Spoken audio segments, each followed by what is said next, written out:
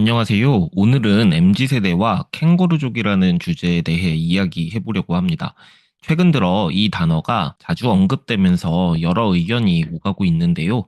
단순히 자립심이 부족하다는 시선만으로는 이 현상을 제대로 이해하기 어렵습니다. 왜 많은 MZ세대가 독립보다 부모님과 함께 사는 것을 선택하게 되었는지 그 배경을 객관적인 데이터와 함께 살펴보고 그 장점과 단점은 무엇인지 그리고 어떻게 하면 건강한 독립을 준비할 수 있을지 깊이 있게 이야기해 보겠습니다. 먼저 가장 큰 이유는 경제적인 현실입니다. 국토연구원의 2023년 자료에 따르면 대한민국의 평균 전세 보증금은 5억 원을 넘어섰고 월세 역시 지속적으로 우상향하고 있습니다. 2022년 통계청 자료에서는 20대와 30대의 평균 소득 대비 주거비 비율이 50%를 초과하는 경우도 많다고 나타났습니다. 즉, 청년들이 독립하려면 소득의 절반 이상을 주거비로 써야 하는 상황입니다. 이런 경제적 부담은 단순한 개인의 문제를 넘어 사회 구조적인 문제라고 봐야겠죠. 고용 안정성이 떨어지는 것도 중요한 요인입니다.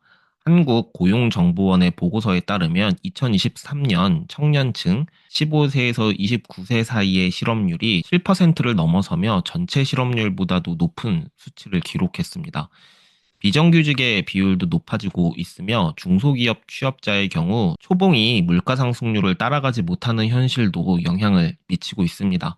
이렇게 소득이 낮고 불안정한 상태에서 독립을 결정하는 것은 현실적으로 큰 부담이 될 수밖에 없습니다. 그렇다면 캥거루족이 되는 것이 무조건 부정적인 현상일까요? 반드시 그렇지는 않습니다. 여기서 잠깐 제 서비스 소개 좀 할게요. 독서가 실제 현실을 어떻게 바꾸는지 궁금하세요? 직무 능력의 핵심인 사고력, 기획력, 어휘력, 표현력 등의 기초 소양 개발을 위해 리드&리드 필사 클럽을 만들었습니다. 10년 동안 회사 생활을 하면서 임직원들을 교육했던 방법 그대로 운영합니다. 가격은 5만 원입니다. 1회 가격이 아니라 한 달 내내 참여하는 가격입니다. 하루에 1,600원 자신을 위해 투자하세요. 자세한 내용이 궁금하신 분은 설명란 링크를 확인해 주세요. 그리고 저는 기록과 회고에 진심입니다. 지금 여러분이 보고 계신 콘텐츠도 10년 동안 제가 쓴 다이어리의 일부를 편집한 거니까요. 여러분이 어떤 자기계발에 도전하시더라도 결국 기록과 회고로 수렴하실 겁니다. 우리의 기록이 영원히 기억될 수 있게 700여 종의 종이를 테스트했습니다. 이 종이로 노트를 만든 건 국내에서 리드앤리드가 유일합니다. 자세한 내용이 궁금하신 분은 설명란 링크를 확인해 주세요. 그럼 다시 이어서 진행하겠습니다. 경제적인 안정감을 유지하면서 저축을 할 수도 있고 미래를 위한 투자 기회를 더 많이 가질 수도 있습니다. 예를 들어 주거비를 절약하면서 자기 개발에 투자하거나 학업을 지속할 수도 있습니다. 서울시 청년활동지원센터의 조사 결과 청년층의 40% 이상이 독립보다 자기 개발을 우선순위로 둔다고 응답했습니다. 부모님과 함께 살면서 심리적 안정감을 얻는 것도 장점입니다. 청년층의 정신건강 문제는 점점 심각해지고 있는데 가족과의 동거가 이러한 문제를 완화시키는 역할을 할 수도 있습니다. 하지만 단점도 분명히 존재합니다. 부모에게 의존하는 시간이 길어질수록 자립심이 부족해질 가능성이 높아지고 스스로 재정 관리를 해볼 기회가 적어질 수 있습니다.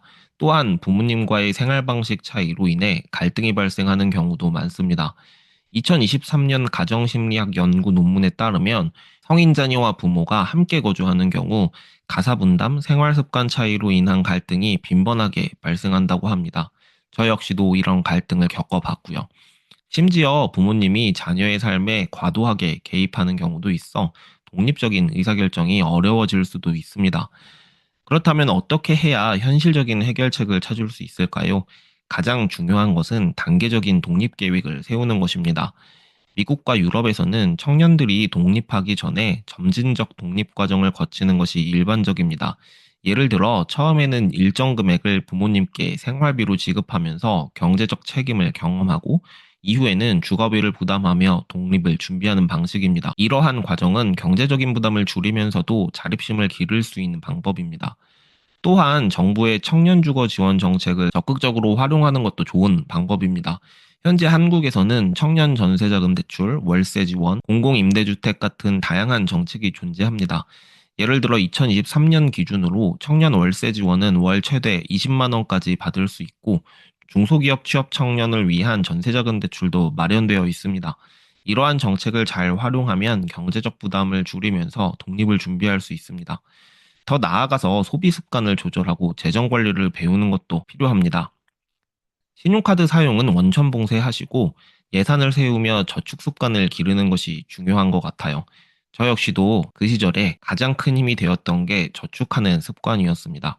미국의 금융교육 프로그램인 스마트 머니 헤비츠에서는 독립을 준비하는 청년들에게 매달 수입의 50%는 필수 지출, 30%는 여유자금, 20%는 저축으로 나누는 50대 30대 20 법칙을 추천합니다.